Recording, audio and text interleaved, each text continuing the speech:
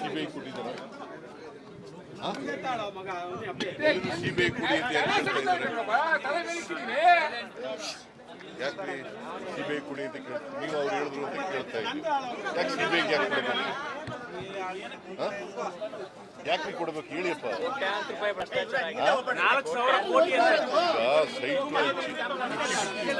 ಜಮೀನು ಕೊಟ್ಟವರಿಗೆ 50% ಕೊಡಬೇಕು, ಸೈಟ್ ತಯಾರು ಮಾಡಿದವರು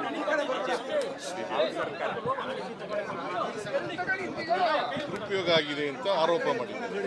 ದುರುಪಯೋಗ ಆಗಿದೆಯೋ ಇಲ್ವೋ ಅಂತೇಳಿ ನೋಡೋಕ್ಕೆ ಎಂಕ್ವೈರಿ ಮಾಡ್ತಾ ಇದ್ದೀವಿ. Number 1.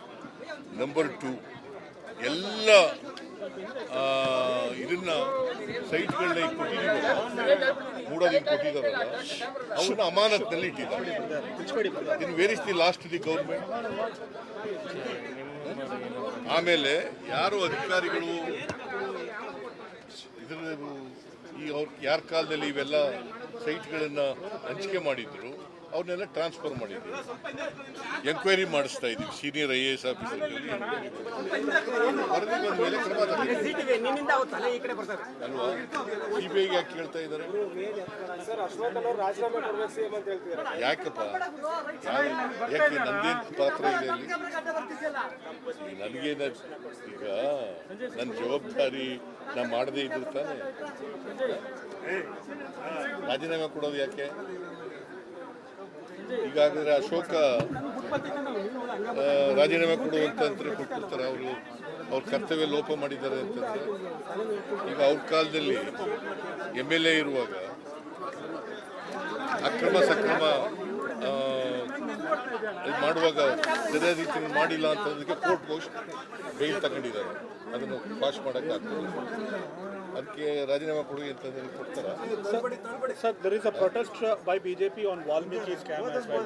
They try to get up your residence today. ನೋಡಪ್ಪ, ವಾಲ್ಮೀಕಿ ಅಭಿವೃದ್ಧಿ SIT ಕೊಟ್ಟಿದ್ದೀವಿ. SIT ಎಂಕ್ವೈರಿ ಮಾಡ್ತಾ ಇದ್ದೀವಿ. ನಾವು SIT ರಚನೆ ಮಾಡಿದ್ದೀವಿ. SIT ಸೊ ನಾಗೇಂದ್ರನ ಕೂಡ ರಾಜೀನಾಮೆ ಕೊಡಿಸಿದ್ದೀವಿ. ಯಾಕಂದರೆ ಡೆತ್ ನೋಟ್ನಲ್ಲಿ ಅವ್ರ ಹೆಸರು ಹೇಳಿಲ್ಲ. ಮಂತ್ರಿಗಳು MDಗೆ ಓರಲ್ ಇನ್ಸ್ಟ್ರಕ್ಷನ್ಸ್ ಕೊಟ್ಟಿದ್ರು ಅಂತ ಹೇಳೋದಕ್ಕೆ ರಾಜೀನಾಮೆ ಕೊಡಿಸಿದ್ರು.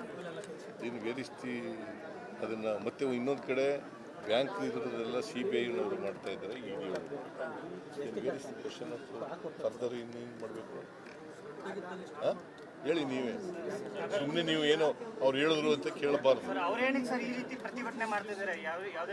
ಸುಮ್ಮನೆ ಅವ್ರಿಗೆ ಏನು ಇಶ್ಯೂ ಇಲ್ವಲ್ಲ, ಅದಕ್ಕೆ ಈ ಇಶ್ಯೂಗಳು ತಗೊಂಡು ಮಾಡ್ತಾ ಇದ್ದಾರೆ.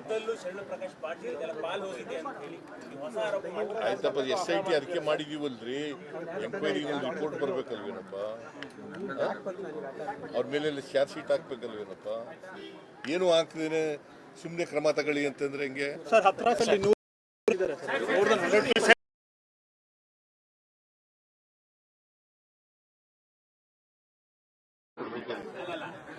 ಅದು ಕೇಳಿದಾರ?